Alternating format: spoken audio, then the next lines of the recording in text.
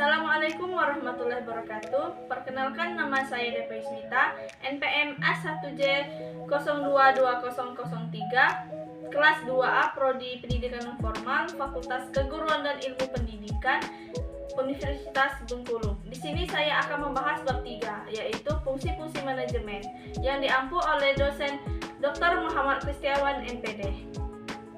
Topik yang akan saya bahas hari ini dari fungsi-fungsi manajemen ada 4. Yang pertama, perencanaan. Yang kedua, pengorganisasian. Yang ketiga, penggerakan. Yang keempat, pengawasan. Perencanaan adalah sebagai pedoman pelaksanaan dan pengendalian, menentukan strategi pelaksanaan kegiatan, menentukan tujuan atau kerangka tindakan untuk mencapai tujuan tertentu. Mondi, Noy, dan Premeok tahun 1993 menjelaskan bahwa perencanaan merupakan proses menentukan apa yang seharusnya dicapai dan bagaimana mewujudkannya dalam kenyataan. Perencanaan amat penting untuk mengimplementasikan strategi dan evaluasi strategi yang berhasil, terutama karena aktivitas pengorganisasian, pemotivasian, penunjukan staf, dan pengendalian tergantung pada perencanaan yang baik. Langkah-langkah dalam perencanaan menurut Asmendri tahun 2012 yaitu menentukan dan merumuskan tujuan yang hendak dicapai, meneliti masalah atau pekerjaan yang akan dilakukan, mengumpulkan data atau informasi yang diperlukan, menentukan tahap-tahap atau rangkaian tindakan, merumuskan bagaimana masalah-masalah itu akan dipecahkan dan bagaimana pekerjaan itu akan terselesaikan. Adapun syarat-syarat perencanaan menurut Asmendri tahun 2012, perencanaan harus didasarkan pada tujuan yang jelas, bersifat sederhana, realistis, praktis, terinci, memuat segala soal uraian serta klarifikasi kegiatan dan rangkaian tindakan sehingga mudah dipedomani dan dijalankan. Memiliki fleksibilitas sehingga mudah terselesaikan, disesuaikan dengan kebutuhan serta kondisi dan situasi sewaktu-waktu. Terdapat perimbangan antara bermacam yang akan digarap dalam perencanaan itu, menurut urgensinya masing-masing. Diusahakan adanya penghematan biaya, tenaga, waktu, serta kemungkinan penggunaan sumber-sumber daya dan dana yang tersedia dengan waktu ke waktu. Diusahakan agar dapat mungkin tidak terjadinya duplikasi pelaksanaan. Materi selanjutnya, pengorganisasian. Fungsi pengorganisasian diartikan sebagai kegiatan membagi tugas kepada orang-orang yang terlibat dalam kerjasama untuk memudahkan pelaksanaan kerja. Hasibuan tahun 1996 mendefinisikan pengorganisasian sebagai suatu proses penentuan, pengelompokan, dan peraturan bermacam-macam aktivitas yang diperlukan untuk mencapai tujuan, menempatkan orang-orang pada setiap aktivitas ini, menyediakan alat-alat yang diperlukan, menetapkan wewenang yang secara relatif didelegasikan kepada setiap individu yang akan melakukan aktivitas-aktivitas tersebut.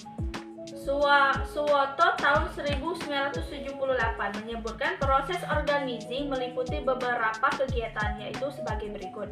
Yang pertama, perumusan tujuan. Tujuan harus dirumuskan secara jelas dan lengkap, baik mengenai ruang lingkup sasaran dan sarana yang diperlukan serta jangka waktu mencapai tujuan.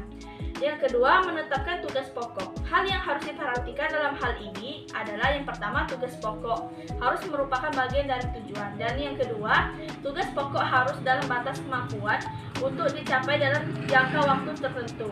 Yang ketiga, perincian kegiatan.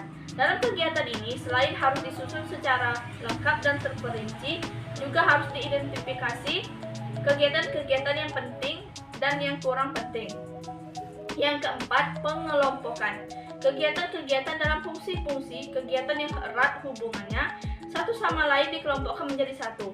Kelompok kegiatan sebagai hasil dari pengelompokan ini disebut fungsi.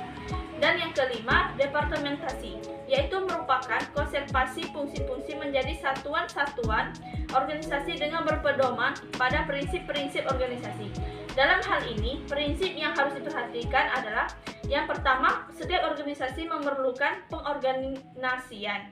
Yang kedua, setiap organisasi memerlukan adanya hierarki. Keenam, pelimpahan otoritas. Otoritas dapat diartikan sebagai kekuasaan atau hak untuk bertindak atau memberikan perintah untuk menimbulkan tindakan-tindakan dari orang lain.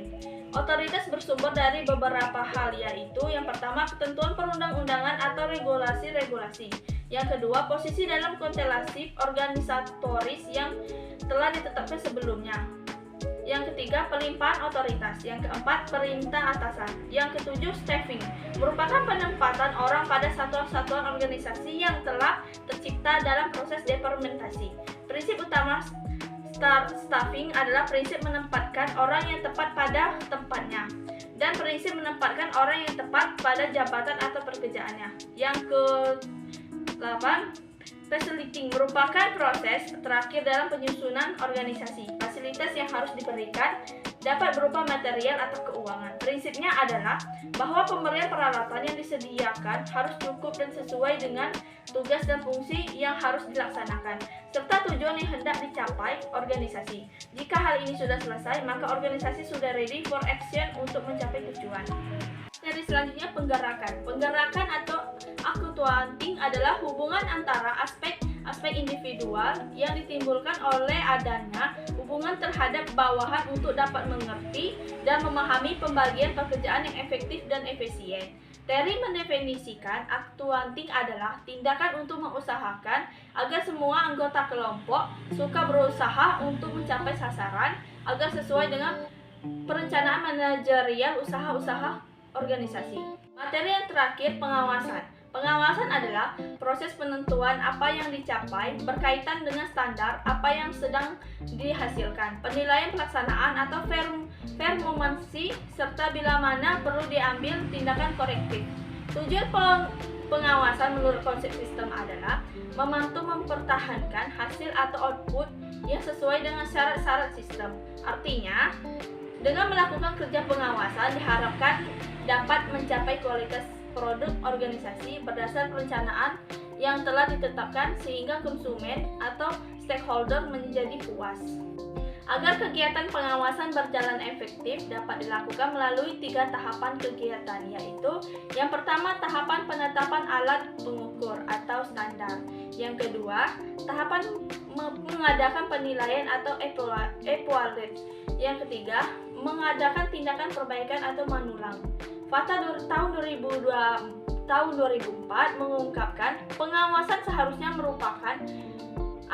merupakan coercion atau compelling, artinya proses yang bersifat memaksa agar kegiatan-kegiatan pelaksanaan atau accounting dapat disesuaikan dengan rencana yang telah ditetapkan. Itulah yang dapat saya sampaikan materi pada hari ini. Apabila ada kesalahan kata, saya mohon maaf. Wabillahi taufiq wal hidayah. Wassalamualaikum warahmatullahi wabarakatuh.